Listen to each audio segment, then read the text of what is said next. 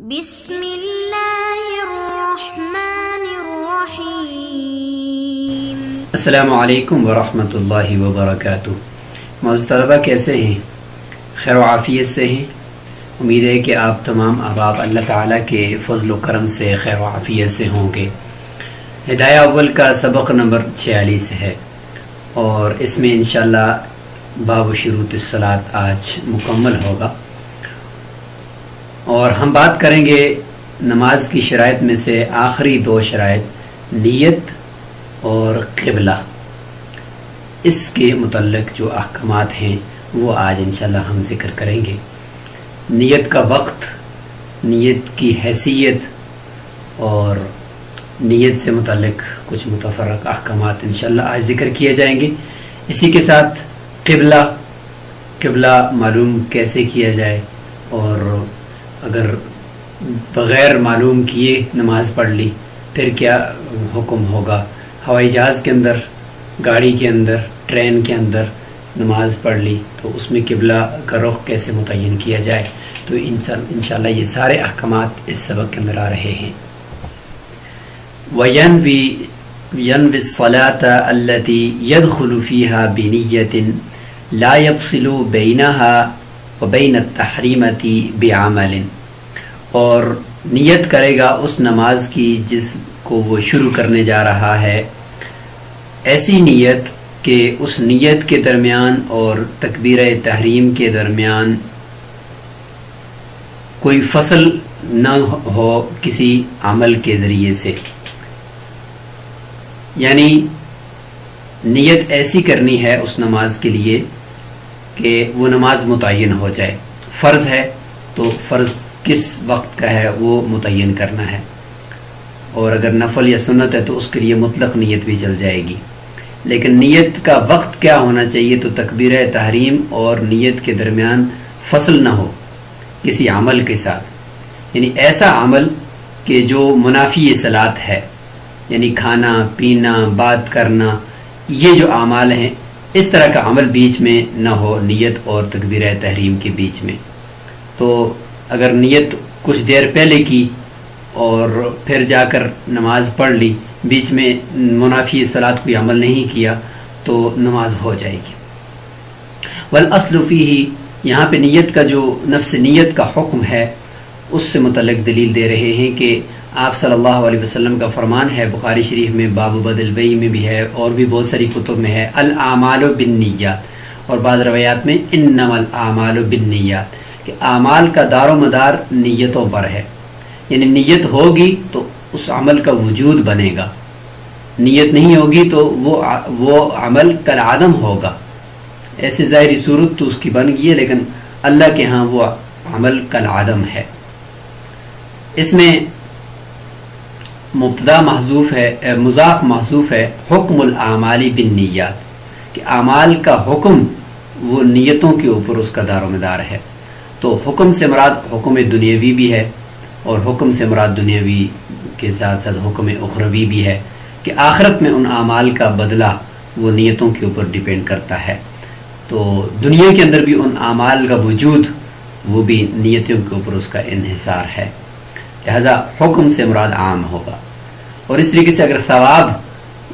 مضاف محذوف مانے ثواب الاعمال بالنیات، تو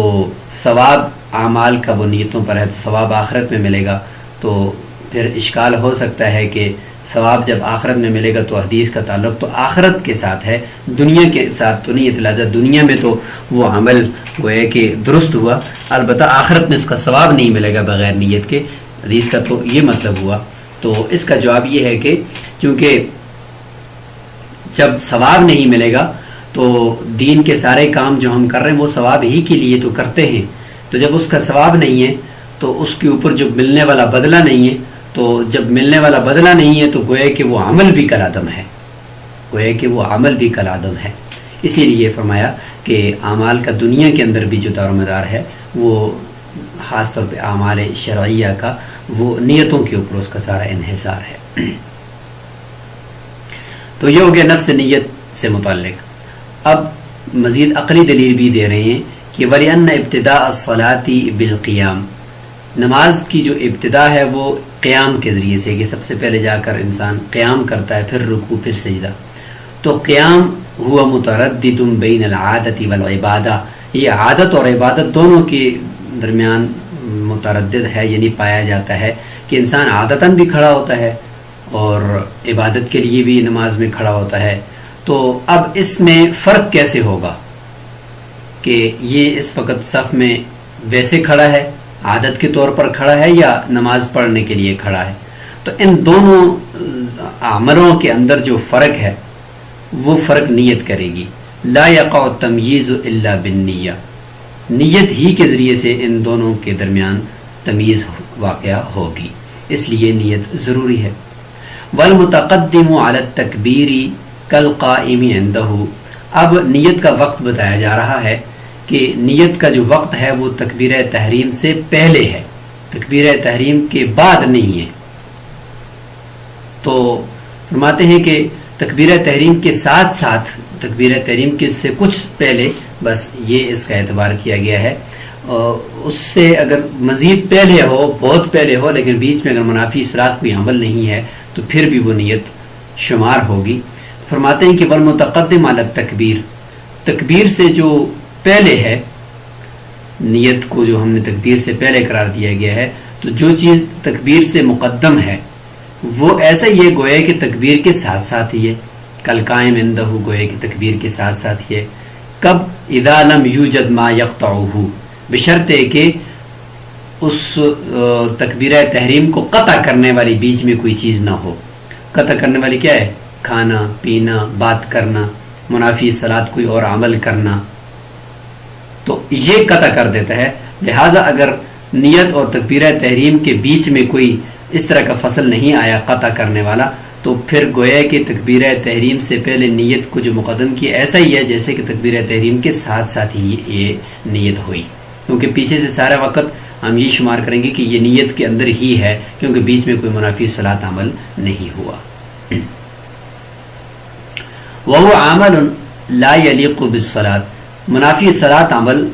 جو قطع کر دیتا ہے نیت اور تکبیر تحریم کے بیچ میں فصل واقع کر دیتا ہے، وہ کون سا عمل ہے؟ کہتے ہیں کہ وہ عمل ہوتا ہے جو نماز کے لائق نہ ہو، نماز میں اس کو نہ کیا جاتا ہو. وَلَا مُعْتَبَرَ بِالْمُتَأَخِّرَةِ مِنْهَا عَنْهُ، فرماتے ہیں کہ اس نیت کا اعتبار نہیں ہے جو نیت، یعنی اس نیت میں سے، منہا یعنی اس نیت میں سے وہ نیت جو متاخر ہو، عنہ تکبیر تحریم سے، یعنی تکبیر تحریم سے جو نیت مؤخر ہوگی، پہلے تکبیر تحریمہ کہہ دیا، اس کے بعد نیت کر رہا ہے ثنا کے ساتھ ساتھ، یا تکبیر تحریم کے بعد نیت کر رہا ہے، تو اس کا اعتبار نہیں کیا جائے گا. تکبیر تحریم سے پہلے نیت کا اعتبار ہوتا ہے. کیوں؟ لأن ما مضى لا يقع عبادتاً، اس لیے کہ تکبیر تحریم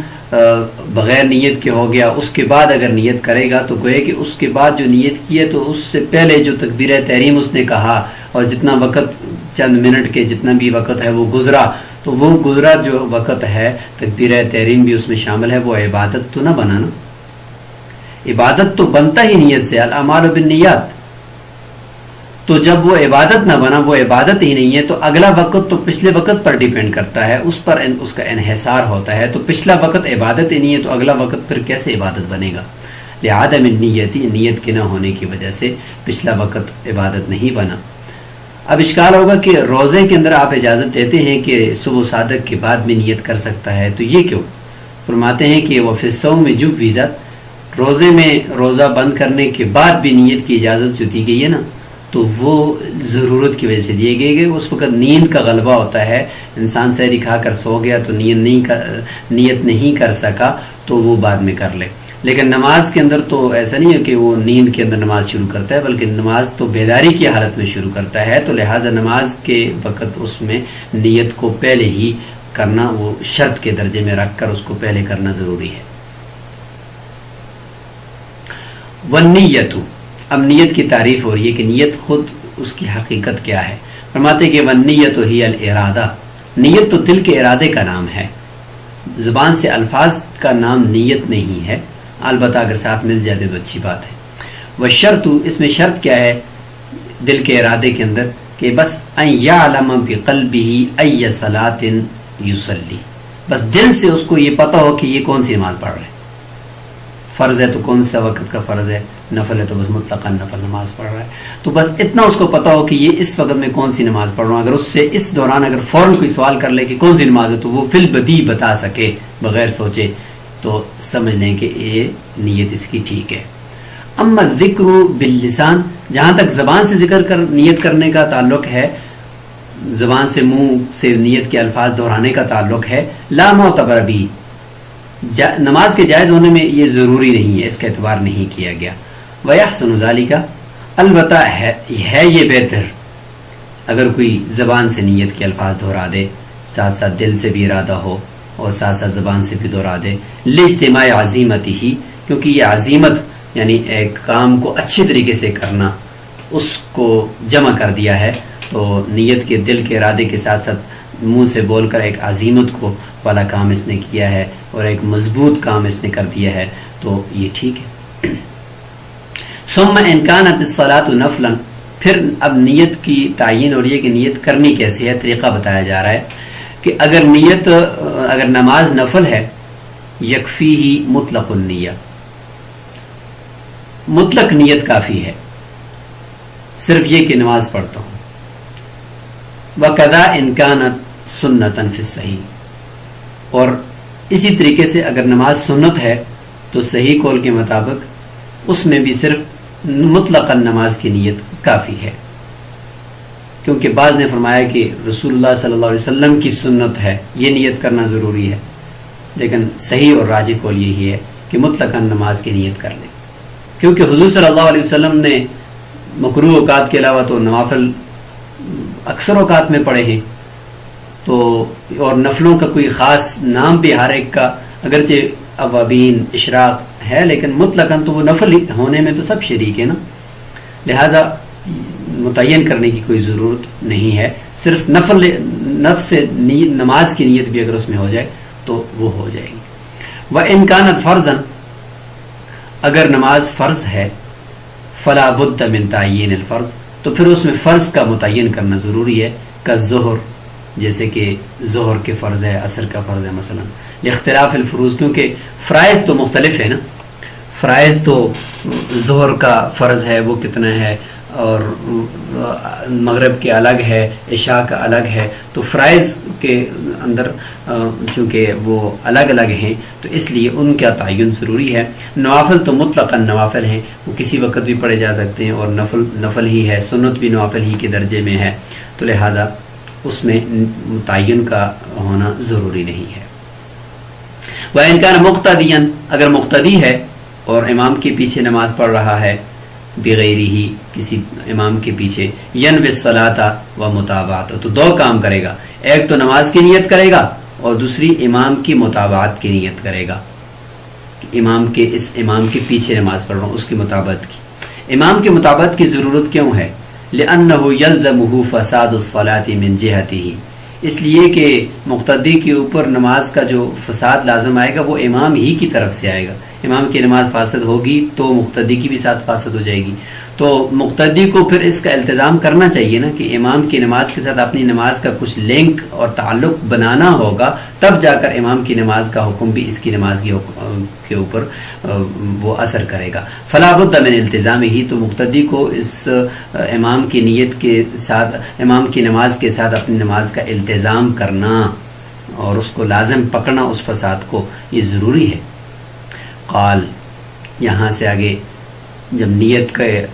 मसाइल ख़त्म हो गए, छठी शर्त मुकम्मल होगी, अब इस्तिक़बाल क़िबला वाली जो 7वीं शर्त है और आखिरी शर्त है उसको जिक्र फरमा रहे हैं। फरमाया व यस्तक़बिलुल क़िबलता, क़िबला की तरफ रुख करेगा नमाज में। अल्लाह ताला ने फरमाया फ़वल्लू वुजूहकुम शत्रह, सारे के सारे तुम अपने चेहरों को मस्जिद हराम और बैतुल्लाह की जानिब फेर दो। सुम्मा मन काना, अब किबला ज़ाहिर है कि जो आदमी उधर खाना काबा के अंदर मौजूद है या मस्जिद हराम के अंदर मौजूद है, खाना काबा के अंदर का मसला अलग है, मस्जिद हराम में मौजूद है तो बैतुल्लाह के ऐन की तरफ रुख करेगा, या इर्द गिर्द में जिनको बैतुल्लाह नजर आ रहा है तो उसके ऐन उसी जानब रुख करेगा। اسی عین قبلہ کی طرف یعنی بیت اللہ کی اس عمارت کی طرف رخ کرے گا. اور جو لوگ پوری دنیا سے نماز پڑھیں گے یا ہوائی جہاز میں نماز پڑھ رہا ہے یا گاڑی میں نماز پڑھ رہا ہے تو وہ صرف اس جانب کو نماز پڑھیں گے جس جانب خانہ کعبہ ہے. لہٰذا مشرقی ممالک کے لیے مغرب کی طرف قبلہ ہے اور مغربی ممالک کے لیے مشرق کی طرف قبلہ ہے، جنوبی ممالک کے لیے شمال کی طرف قبلہ ہے اور شمالی ممالک کے لیے جنوب کی طرف قبلہ ہوگا. تو یعنی خانہ کعبہ سے مشرق کی طرف رہنے والوں کے لیے مغرب اور خانہ کعبہ سے مغرب کی طرف رہنے والوں کے لیے مشرق. یہ اس طریقے سے پھر وہ اس کی جہت کی طرف بھی نہیں اس طرف نہیں، بلکہ جتنی انسان کے اندر وسعت ہے وہ فلکیات کے اصولوں کو مد نظر رکھتے ہوئے قبلہ ڈائریکشن کے جو جتنے بھی پیمانے ہیں کلیات ہیں ان کی مدد سے چونکہ ظن غالب کا درجہ رکھتے ہیں یہ سارے کے سارے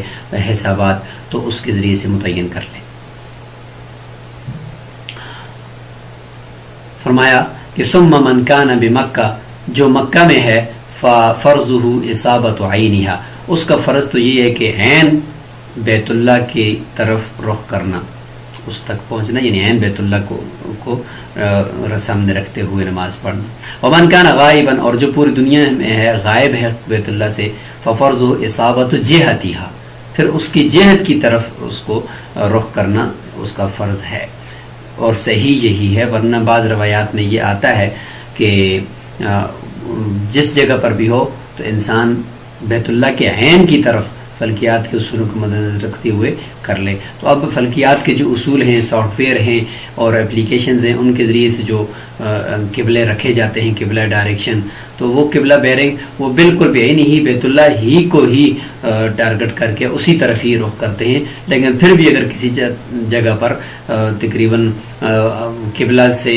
دائیں بائیں 45 ڈگری کے اندر اگر کسی نے نماز پڑھ لی اس جانب کو، تو چونکہ قرآن مجید میں ہے شطرہ، اس جانب الہ کا ذکر نہیں ہے کہ متعین ہو، تو لہذا راجح قول یہی ہے کہ اس جہت کی طرف پڑھتے ہوئے نماز بھی ہو جائے گی. لأن التکلیف بحسب الوسع، اس لیے کہ جو بندے کو مکلف بنایا اللہ تعالیٰ نے احکامات کا اس کی وسعت اور طاقت کے مطابق بنایا ہے، طاقت سے باہر نہیں ہے. تو جس کی جتنی طاقت ہے اسی کے مطابق وہ قبلہ متعین کر لے. ومن کان خائفا یصلی الی ای جہۃ قدر، جس آدمی کو خوف ہے قبلہ کی طرف رخ کرنے کی صورت میں، کوئی درندے کا خوف ہے، دشمن کا خوف ہے، یا قبلے کی طرف سے دشمن حملہ کرنے والا ہے، تو پھر تو قبلے کی طرف سے ہی زیادہ مناسب ہے. اگر پیچھے سے حملہ کرنے والا ہے تو پھر اس طرف کو رخ کرے گا، یعنی جدھر اس کو آسانی ہو ادھر وہ رخ کر کے نماز پڑھے، کیونکہ لتحقق العذر، عذر یہاں پہ متحقق ہے. فاشبہ حالت الاشتباہ، تو یہ مشابہ ہے اس حالت کے جس میں قبلہ مشتبہ ہو جاتا ہے اور قبلہ کا پتہ نہیں چلتا، تو اس حالت کے یہ مشابہ ہے. فإن اشتبہت علیہ القبلہ، پس اگر قبلہ کسی کے اوپر مشتبہ ہو جائے، بادل ہیں، دھوپ کے ذریعے سے یعنی بندہ معلوم کر لیتا ہے، اس کے ذریعے سے بھی نہیں ہوتا، سائے کے ذریعے سے بھی نہیں ہو رہا، تو جب قبلہ مشتبہ ہو گیا، جنگل کے اندر ہے کوئی آدمی یا بیابان کے اندر ہے، مسافر ہے، اور لیس بحضرتہ من، اور اس کے سامنے کوئی ایسا شخص بھی وہاں پہ مقامی موجود نہیں ہے، یسألہ عنہا، جس سے وہ قبلہ کے بارے میں پوچھ لے، تو کیا کرے گا بھی؟ فرماتے ہیں اجتہاد، وہ اپنی طرف سے اجتہاد کرے گا، کوشش کرے گا اور کچھ علامات طے کرے گا کہ اس طرف قبلہ ہے، اور تحری کرے گا، اس کو کہتے ہیں تحری کرنا. وصلہ، اور جدھر اس کا ظن غالب ہو گیا اسی طرف وہ نماز پڑھے، اس کی نماز ہو گئی. لأن صحابۃ رضوان اللہ علیہم اجمعین تحروا وصلوا، صحابہ اکرام نے تحروا وصلوا کہ انہوں نے تحری کی تھی اسی طریقے سے، اور نماز انہوں نے تحری کر کے ایک جانب کو پڑھی تھی. ولم ينکر علیہم رسول اللہ صلی اللہ علیہ وسلم، رسول اللہ صلی اللہ علیہ وسلم نے ان کے اوپر کسی قسم کی کوئی نکیر نہیں فرمائی. یہ روایت ہے حضرت عامر ابن ربیعہ اپنے والد صاحب سے روایت کرتے ہیں کہ ہم رسول اللہ صلی اللہ علیہ وسلم کے ساتھ ایک سفر میں تھے اندھیری رات میں، اور ہمیں نہیں پتہ تھا کہ قبلہ کس طرف ہے، تو ہر شخص نے، ہم میں سے ہر ایک نے اپنے ایک وہم کے مطابق، ظن غالب کے مطابق نماز پڑھی. بس جب ہم صبح ہم نے کی تو حضور صلی اللہ علیہ وسلم سے اس کا ذکر کیا تو آپ صلی اللہ علیہ وسلم نے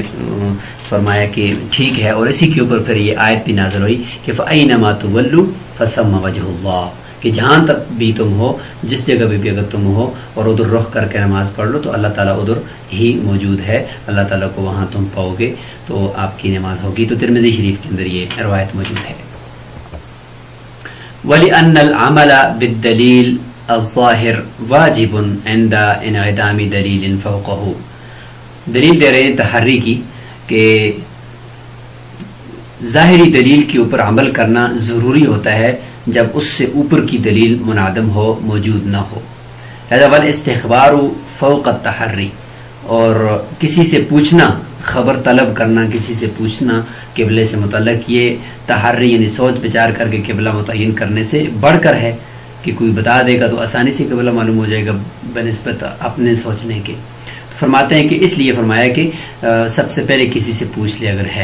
اگر کسی سے پوچھنے کا امکان تھا، نہیں پوچھا اور نماز پڑھ لی خود اپنے تجربے سے، تو یہ نماز اگر قبلہ کے علاوہ کسی طرف مڑ کر پڑھی ہوئی ہے تو یہ نماز نہیں ہوگی، دوبارہ پڑھنی پڑے گی. کیونکہ جب اسباب موجود تھے، بڑی دلیل موجود تھی، تو پھر چھوٹی کو اختیار نہیں کرنا تھا. البتہ کوئی بھی نہیں ہے تو پھر تحری سب سے یعنی دلیل بن جائے گی مضبوط. لہذا اس وقت پھر اسی کو لے لیں گے، اس سے اوپر کوئی اور ہے نہیں. فَإِنْ عَلِمَ أَنَّهُ أَخْطَأَ بَعْدَ مَا صَلَّى لَا يُعِيدُهَا، جب تحری کے ذریعے سے اس نے نماز پڑھ لی، بعد میں اس کو معلوم ہوا کہ اس نے تو غلط طرف نماز پڑھ لی ہے. اگر خانہ کعبہ سے اور قبلہ سے 45 ڈگری کے اندر پڑھی ہے تو اس کی نماز ہو گئی، 45 ڈگری دائیں 45 ڈگری بائیں. لیکن اگر اس سے بھی بالکل باہر پڑھ لی ہے نماز تو پھر اس نماز کو نہیں لوٹائے گا، کیونکہ سب سے بڑی دلیل اس وقت اس کی تحری تھی اور اللہ تعالیٰ نے اس کو اسی کا ہی مکلف بنایا تھا. لہٰذا اس نے گویا کہ اپنی تکلیف کے مطابق مکلف جس طور پر بنایا تو اس کے مطابق ہی اس نے عمل کیا ہے، نماز نہیں لٹائے گا. امام شافعی رحمہ اللہ فرماتے ہیں کہ یعیدھا اذا استدبر، جب وہ بالکل پیچھے یعنی قبلے کی بالکل 180 ڈگری پہ پیچھے پیٹھ کی طرف اس نے اگر نماز پڑھی ہے تو اس کو تو لٹائے گا، کیونکہ لیتیقنہ بالخطا، کیونکہ یہاں پہ تو غلطی کا 100% امکان ہے کہ دیکھیں قبلہ تو ایک جانب ہے، اس نے بالکل 180 ڈگری دوسری طرف نماز پڑھی ہے. وَنَحْنُ نَقُولُ، احناف فرماتے ہیں لَيْسَ فِي وُسْعِهِ إِلَّا التَّوَجُّهُ إِلَى جِهَةِ التَّحَرِّ، اس کی وسعت میں اور کوشش میں صرف اور صرف یہی تھا کہ تحری جدھر کی ہے اس طرف کو متوجہ ہونا اور ادھر کو منہ کر کے نماز پڑھنا. اس کی وسعت میں جو تھا وہ اس نے کر ڈالا. وَالتَّكْلِيفُ مُقَيَّدٌ بِالْوُسْعِ، اور انسان کو جو مکلف بھی بنایا ہے نا وہ اس کی طاقت کے بقدر بنایا ہے، لہذا اس نے اپنی طاقت کے بقدر کام کیا ہے، بعد میں لٹانے کی ضرورت نہیں. وَإِنْ عَلِمَ ذَلِكَ فِي الصَّلَاةِ، اگر نماز کے اندر پتہ چل گیا کہ قبلہ اس طرف نہیں ہے جس طرف کو میں نماز پڑھ رہا ہوں، استدار إِلَى الْقِبْلَةِ وَبَنَى عَلَيْهَا، قبلے کی طرف مڑ جائے، گھوم جائے نماز کے اندر اور اسی کے اوپر نماز کو آگے جاری رکھے. دوبارہ نئے سرے سے لٹانا ضروری نہیں ہے. دلیل کے طور پر اہل قباء کی روایت ہے ان کے بارے میں کہ لأن اہل قباء یعنی قباء مسجد کے نمازیوں نے لما سمعوا، جب ان کو پتہ چلا اور انہوں نے سنا بتحول القبلۃ،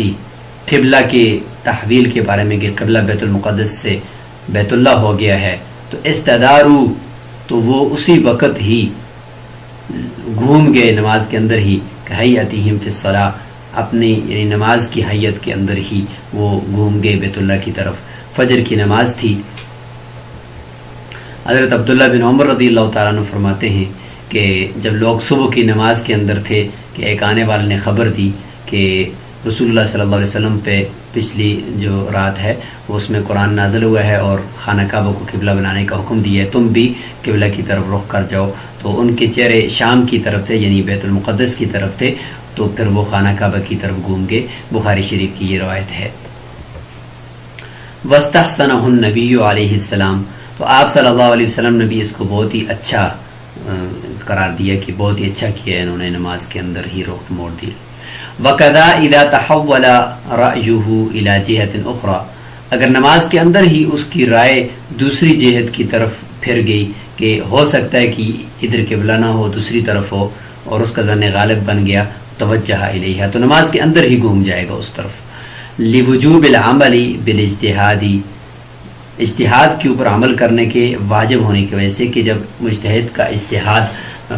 اس کے ذہن کے مطابق جب وہ راجح ہو تو اس کے اوپر عمل کرنا واجب ہو جاتا ہے فی ما یستقبل مستقبل کے لیے یعنی جو ابھی تک نماز پڑھ لی ہے اس کو باقی رکھتے ہوئے من غیر نقض المؤدى قبلہ اس سے پہلے ادا شدہ نماز کو توڑے بغیر مستقبل میں جو ابھی اس کے بعد رکعتیں پڑھے گا اس میں اجتہاد پر عمل کرنا واجب ہے اس پر لہذا اس پر عمل کرنے کے واجب ہونے کی وجہ سے نماز کے اندر ہی اس طرف رخ کر دے قال مصنف فرماتے ہیں یعنی متن کے اندر کہ ومن اما قوما فی لیلۃ مظلمۃ اندھیری رات کے اندر اگر کوئی شخص اپنے کچھ ساتھیوں کو قوم کو امامت کروا رہا ہے فتحر القبلہ اس نے قبلہ کی اندر تحری کی اور ایک جانب کو اس کو ظن غالب ہوا اور وصلى الى المشرق اور اس نے لوگوں کو مشرق کی طرف نماز پڑھانی شروع کر دی یعنی مشرق کی طرف کا مطلب یہ ہے کہ قبلہ مغرب کی طرف ہے اور اس نے مشرق کی طرف کھڑے ہو کر نماز پڑھانی شروع کر دی وتحرى من خلفه فصلى كل واحد منهم مطلب یہ ہے کہ وہ خطا پر ہے امام اس وقت امام خطا پر ہے غلطی پر ہے لیکن اس نے اپنی تحری کی ہے اور وہ مشرق کی طرف کھڑے ہو کر نماز پڑھا رہا ہے اور اس کے پیچھے تمام مقتدیوں نے بھی اندھیرا ہے چونکہ جنگل ہے بیابان ہے بارش لگی ہوئی ہے یا ہوا چل رہی ہے امام کی قرات کا بھی پتہ نہیں ہے کہ امام قرات کر رہا ہے تاکہ اس سے پتہ چلے کہ امام کس طرف رخ کر کے کھڑا ہے اس کا بھی پتہ نہیں چل رہا اور اسی طریقے سے یا تو یہ کہ امام دشمن کے خوف کی وجہ سے قرات اتنی آہستہ کر رہا ہے کہ مقتدیوں کو پتہ نہیں چل رہا کہ امام کس طرف کھڑا ہے جبکہ امام مشرق کی طرف کھڑا ہے اس کے پیچھے تمام مقتدیوں نے بھی تحری کی سوچ بچار کی کہ قبلہ کدھر ہوگا امام تو نظر نہیں آ رہا فصلى كل واحد منهم الى جهة ہر ایک الگ الگ جہت کی طرف کھڑے ہو کر نماز پڑھنے لگا سارے امام کے پیچھے ہیں لیکن